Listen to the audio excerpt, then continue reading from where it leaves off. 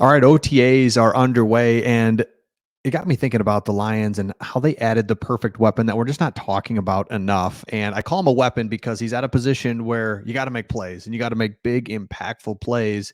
And so if you look at the roster and see our defensive side of the ball, and this was just an area that was like a struggle last year because of our pass defense, but that goes along with the pass rush. And a lot was made about who we added on the back end, but we got Aiden Hutchinson. Lucky to have that guy. DJ Reader, we came in for more of a run support, but Marcus Davenport, we all just kind of shrugged that off like, never really heard of him. He had a 1-year deal with the Vikings last year. I don't know. He's kind of, what is he? Kind of stinks. Marcus Davenport, if he can be the guy, oh man, it changes everything. So don't forget about this guy. He was drafted 14th overall in 2018 with the Saints. So he's 14th overall. And goes to the Saints. He's there with Dan Campbell. So Dan Campbell knows him really well. And that's one of the big reasons he comes here. But he was a good player up until 22, where he had injuries. And it had to do mainly with his hand. He had a pinky finger that had to be partially amputated.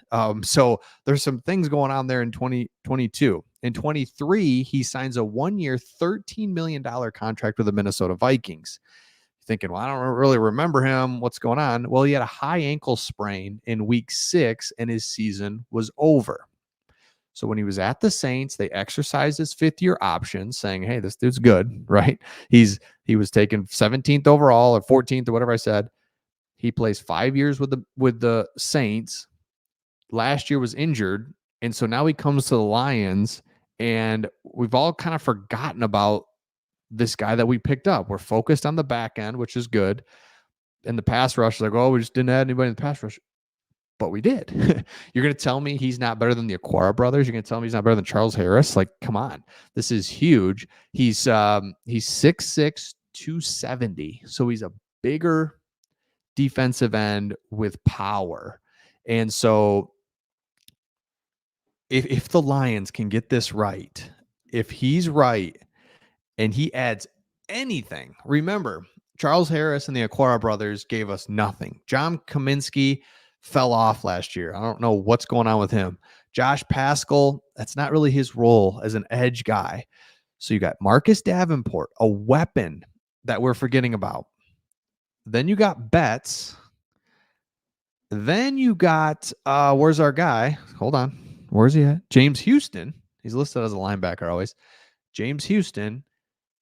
That combination, James Houston, Betts, and Davenport, is so much better than the Aquara brothers and Charles Harris, and it gives us something. They will give us something. So then, look at this. Carlton Davis, starting number 1 corner for the Bucs. Boom. Terrion Arnold, let's go.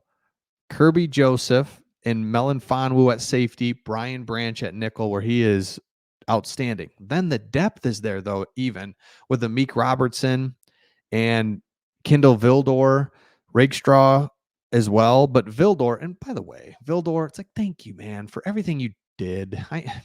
And no one hates him for that play against the Niners either, because it's like, dude, you shouldn't even have been in there, but you trying your heart out and you were in the right position and just bounced off. Oh, geez. But Vildor is solid. He's not a starting corner, but man, to have him at a backup position. So now we're just forgetting about Marcus Davenport is good. 6'6", 240, big dude.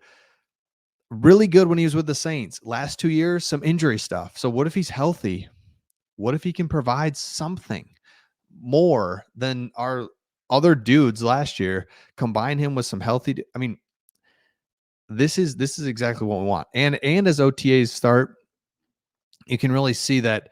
I think I love this here as OTAs get underway. Rampant OTA holdouts prove Detroit Lions are doing something right. So absolutely, you look around the league and big players are not going to OTAs. They're not going and they're holding out, where the Lions have over 80 guys there out of the 90. Number one. Number two, the prime players are taken care of. That's what I can't get over with the Lions so far is they get good players, develop them, and then treat them well and give them good contracts and don't screw around and don't create this like, well, I don't know. Amon-Ra St. Brown. You kidding me? He's a top 3 receiver. Penei Sewell. Kidding me? He's the best tackle. Pay him. Jared Goff. He's great. I mean, what can we say now? Pay him. So I love it. So I love to see what the Lions are doing. I love to see that there are no holes. There are no holes. Let me know in the comments where is the hole that you're just like, oh, I don't like that. Two-headed monster at running back. Wide receiver is the only one you could argue, I guess. Donovan Peoples-Jones. Let's go. Need you, because we know these 3. Need Donovan Peoples-Jones. Tight end, stud, top 3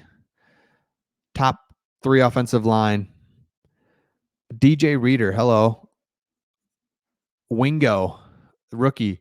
Aiden Hutchinson, defensive lines there. Linebackers are only going to get better. Secondary's there. I mean, so this is a fully rounded team thanks to Marcus Davenport. We're not talking about him enough. He is a weapon that we have not had alongside Aiden Hutchinson. So excited to see that. Now, there were some mailbag questions here on Pride of Detroit. And I like this one here. If you're designing the secondary and the day one starters, where does each player fit best according to their skill set? And I think they nail it. First, let's project the starting players in the secondary. I think the week 1 starters will be Carlton Davis and Terrion Arnold at the outsides. Absolutely. That's beautiful. Brian Branch at nickel. Loves that. Kirby Joseph and Iffy will start at safety. Love it. Whoop. Oh boy. And so, but then look at the depth. I was just talking about this. Amik Robertson was a starting guy last year for the Raiders. He now moves into that kind of, he can play slot, he can play outside. Vildor, love you. Rakestraw. I feel like, I don't know why I'm saying this, but he's a guy that just kind of come on halfway through the year. Just feels like he won't get a lot of reps, but then he'll get in there. But man, Melon Fonwu figured it out last year. Let's go. Branch has been steady from the start. So our secondary all of a sudden looks really good because there was something clearly wrong with Cam Sutton the second half of the year. It's just like, what the heck? It's him and then Vildor out there. I mean, oh my goodness, brutal. So this is huge. This is huge to have really good players all across the offense and the defense and depth. It's crazy. So let me know your thoughts in the comments. Make sure you subscribe if you haven't subscribed yet. We're really close to 20,000. Would love to get there. See you on the next one.